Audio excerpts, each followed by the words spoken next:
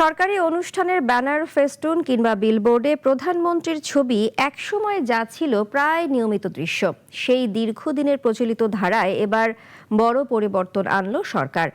এখন থেকে সরকারি কোনো অনুষ্ঠানের প্রচারণামূলক উপকরণে প্রধানমন্ত্রীর ছবি ব্যবহার করা যাবে না। পরিবর্তে গুরুত্ব পাবে অনুষ্ঠানের মূল উদ্দেশ্য, বার্তা এবং বিষয়বস্তু। আজ এ সংক্রান্ত একটি পরিপত্র জারি করেছে মন্ত্রিপরিষদ বিভাগ।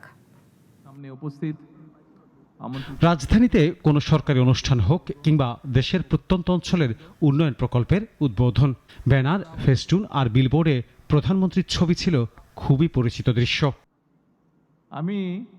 এবার তবে সেই চর্চা থেকে বেরিয়ে আসার সিদ্ধান্ত নিয়েছে সরকার।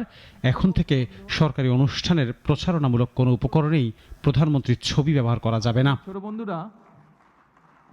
আজ মন্ত্রিপরিষদ বিভাগের সাধারণ অধিশাখা থেকে জারি করা এক পরিপত্রে এ নির্দেশনা দেওয়া হয়েছে। উপসচিব তানিয়া আফরোজ স্বাক্ষরিত পরিপত্রে নির্দেশনাগুলো অবিলম্বে কার্যকর করার কথা বলা হয়েছে। পরিপত্র অনুযায়ী সরকারি অনুষ্ঠানের ব্যানার, ফেস্টুন কিংবা বিলবোর্ডে 3D বা অন্য যে কোনো আঙ্গিকে প্রধানমন্ত্রীর ছবি ব্যবহার সম্পূর্ণ নিষিদ্ধ। শুধু নিষেধাজ্ঞায় নয়, প্রচারণামূলক উপকরণ তৈরির ক্ষেত্রেও নতুন কিছু নির্দেশনা দিয়েছে সরকার। সেখানে বলা হয়েছে, নকশা এমনভাবে প্রস্তুত করতে হবে যাতে অনুষ্ঠানের উদ্দেশ্য, মূল বার্তা এবং বিষয়বস্তু স্পষ্টভাবে ফুটে ওঠে। অর্থাৎ ব্যক্তি নয়, প্রাধান্য পাবে অনুষ্ঠান এবং জনগণের জন্য প্রাসঙ্গিক তথ্য।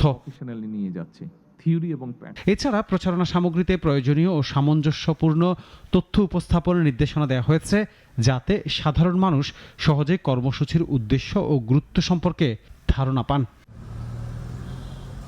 এই সিদ্ধান্ত বাস্তবায়িত হলে সরকারি কর্মকাণ্ড সম্পর্কে আসবে ইতিবাচক ধারা। ব্যক্তিকেন্দ্রিক উপস্থাপনার পরিবর্তে গুরুত্ব পাবে তথ্য, সেবা এবং কর্মসূচির মূল বার্তা, এমনটাই মনে করছেন অনেকেই। আনোয়ার হোসেন, নাগরিক, ঢাকা।